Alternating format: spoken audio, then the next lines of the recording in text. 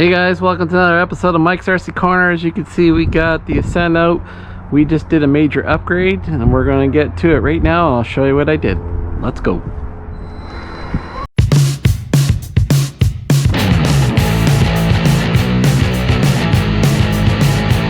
Alright guys, here I got the Ascent and taking it out of the box, and I did a quick running video of everything stock on it.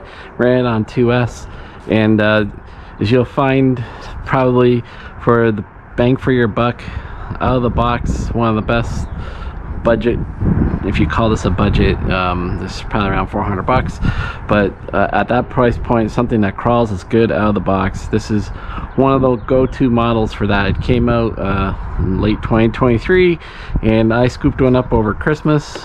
And the stock electronics are okay, don't get me wrong, but as everyone wants to bring it to the next level, one of the big additions is the ESC.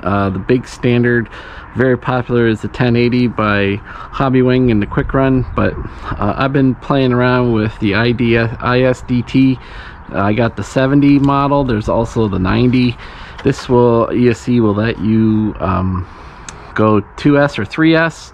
So I'm just running a small 1500 milliamp hour pack. I put a Dean's connector on it, so I had to take the ESC. It was originally mounted up here. This also now gives me an option if I want to run a small battery. I could, there is on the 3D printing websites, you can find a battery tray that people offer out, and you can make yourself, you know, maybe stick a 1200 milliamp hour LiPo in there, and you'd be surprised how long that will last. You know, a 5000 milliamp hour pack lasts about an hour or so, so 1200 probably lasts you, you know, 20 minutes. Depends how often you want to go in and change battery and how much performance you want out, but I'll get the weight up to the front. Just a couple things I want to note. That just because of the way the wiring works and everything here, the wiring used to go all forward, but now it's all messed up here, so I trimmed out some of the body here. This is a two-piece, so you can actually take this piece off, take those clamps and screws off, and you can just run it with the body, and you can design your own back if you wanted to or not. So I just trimmed it up, and it just makes it easy to put it on. Now there is a switch on here that's for Bluetooth, and you can do the app on your cell phone. It's Android and Apple. I'm an Android guy, and when you enable that, you can connect to your ESC with the app.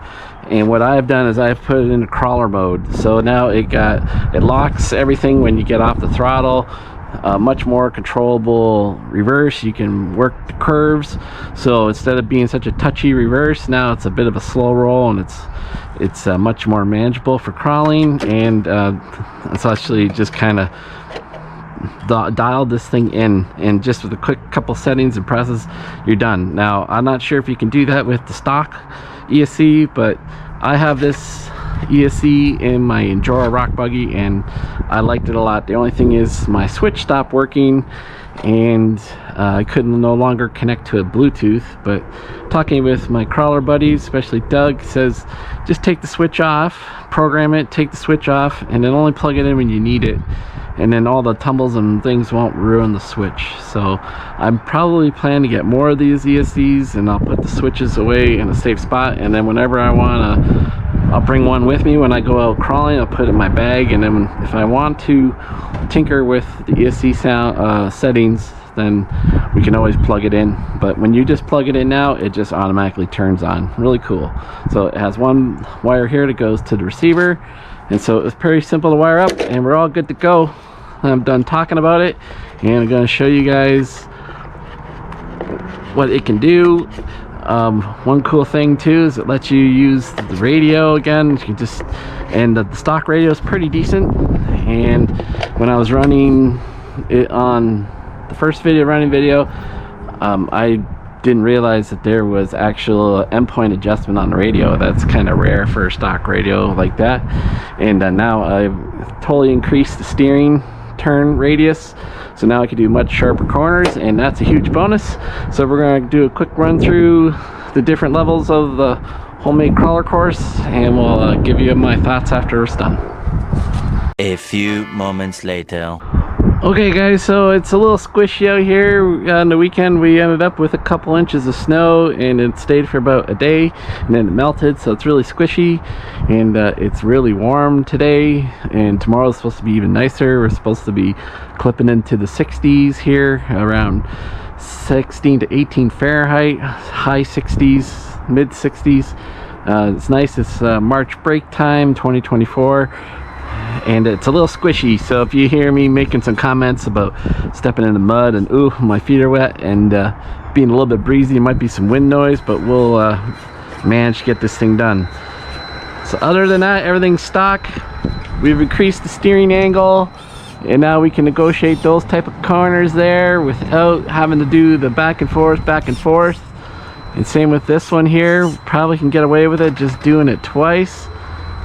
Now increasing that steering radius, you can hear some body rub as the front wheel turns in, and the body torques a bit, and it does get some body rub. Might have to trim that out later. You can hear it right there a bit, but we're all good and we're managing quite well. And this thing's super easy to drive. I thought my Enduro rock buggy was easy to drive. This one is even easier. So as you can see, we managed that part quite well there. And over here we have our other steep, difficult, twisty board, and this thing just eats it up. There's some things that struggle on that, and that thing just breezed right up. That's unbelievable. So that's a good sign there. We'll wrap this around again. As you can see, it's just everything's so manageable now. The speed is manageable. I remember if you saw the stock video, stock running video, it's like this thing would like run away if I just touched the reverse. Now I just touch reverse and it's just nice. Just feather the throttle and it just goes.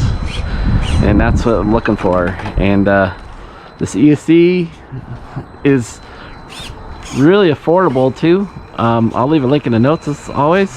I get it from Amazon Canada, and I get it for $33 Canadian. I'm a Prime member, so shipping's not a problem with that. So super affordable. Whereas if you're looking at the 1080, you're going to be getting up into the $80, $90, $100 Canadian range. And man, I could buy like 3 of these receiver or ESCs for one of those. Now, I'm not gonna knock that. Those are tried and true tested ESCs, but this is really hitting the spot for me. I'm really digging this. Really cool. And with it being able to connect through Bluetooth and getting into the app, there's so many things you can delve into that I'm just scratching the surface. I'm just going with the stock crawler mode and then just moving the throttle curves around a little bit. This thing is really cool. So I'm going to bring it back up on this side. We'll bring it down here. We're going to start building this course out again soon. And this thing is rocking. Just climbing so easy. And it's so controllable with the throttle and everything. Now this thing might dip and dive here because of the weight of the RC. Might take this thing down. I've kind of weighed it down with the log. Oh, it held up quite nice. And we'll hope to do a bit of a spiral staircase down there, and then we're gonna get into some more balancing things and maybe join into this structure some other ways, and hopefully rig this thing up, make it a little bit more challenging yet still maneuverable for the not so great crawling RCs, so everyone can still have fun and navigate around this course. But as we see here, this thing's just rocking and rolling. So guys, appreciate it. See how this thing just locks up.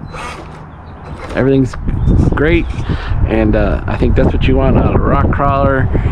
It's got more enough power to get up, and you can still run 3S. There's plenty of different shock mounting options in here, and I haven't played with that, and I'm sure when I take this out with the guys and they will get a run with it, and they will have some ideas and bounce things off me, and we can make this thing better.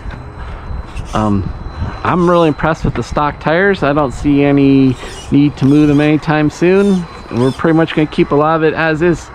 So guys, thanks for tuning in to watch Mike's RC Corner. Hope everyone's getting out, get a chance to RC.